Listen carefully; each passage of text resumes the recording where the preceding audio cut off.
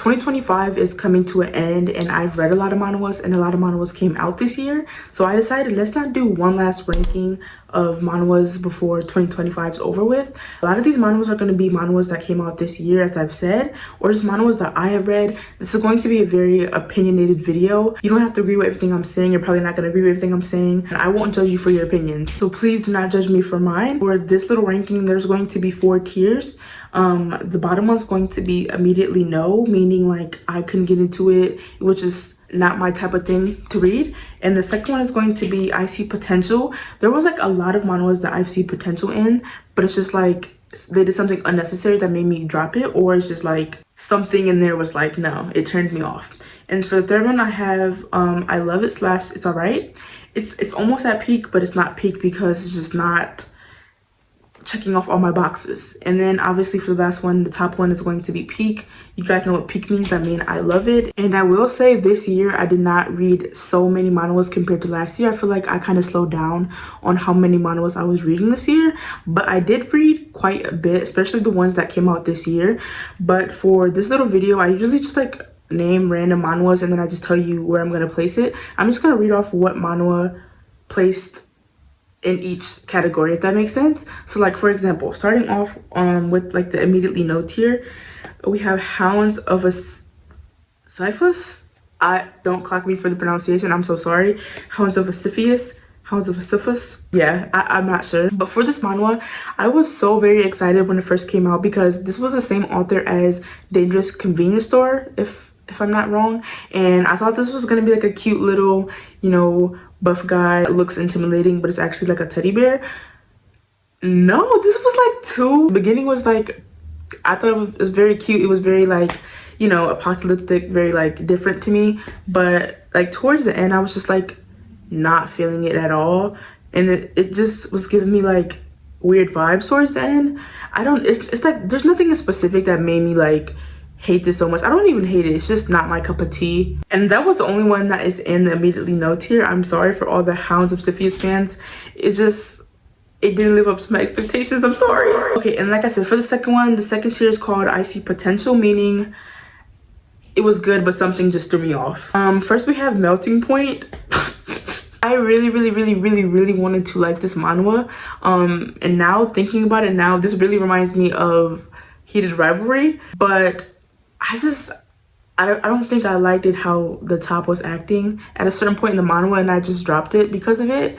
And because it started like Loki giving me like red flags, and I don't know if he like changed or if this was just like something very little in the story that he got over, but that one little point made me drop the story, and I couldn't tell you nothing after that point. And I'm very like, I really wanted to like that one because everybody was hyping it up so much, but I think I just dropped it, and I'm sorry. The next one, and I see potential, is Peace of God.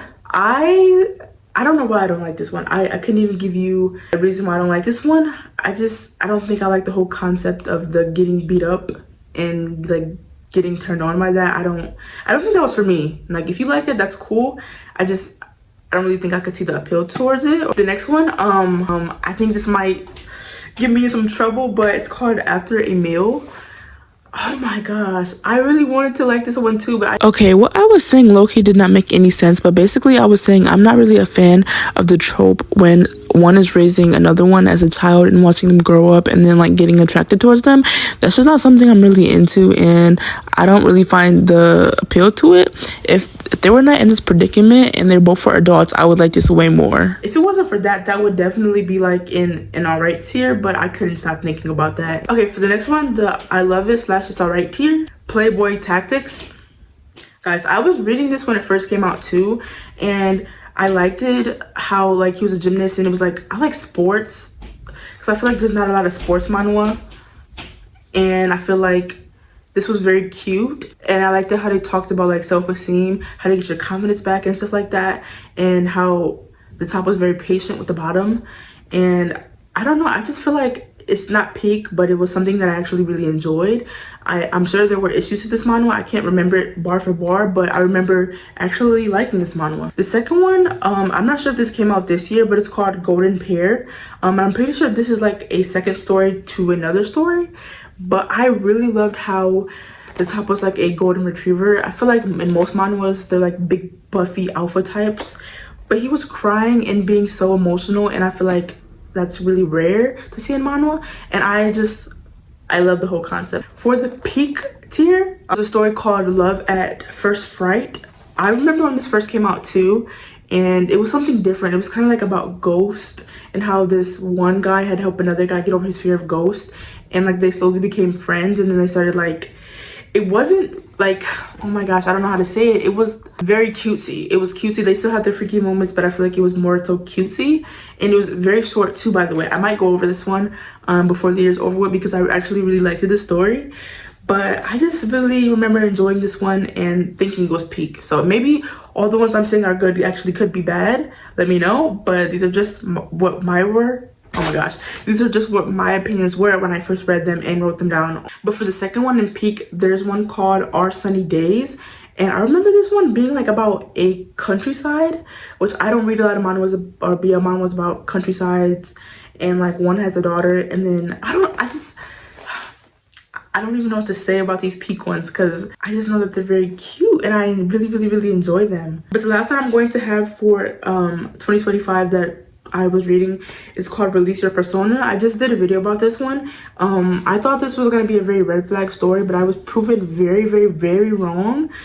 And it was like, I kind of like, I don't want to say like a deeper manhwa, but it definitely talks about mental health and self, like how you see yourself and stuff like that, and I really enjoyed it. But again, most of this stuff was just like stuff that just came out in 2025. I'm pretty sure there was a way more that I did not go over, but these are the ones that I remember from the top of my head that I wanted to talk about for my little 2025 BL wrap. This is not even like a wrap, because I read way more than this, but like I said, this is all I have written down. So let me know what you guys think about that. Let me know which ones did you guys like, which one did you guys not like for this year, or the ones that you guys read this year.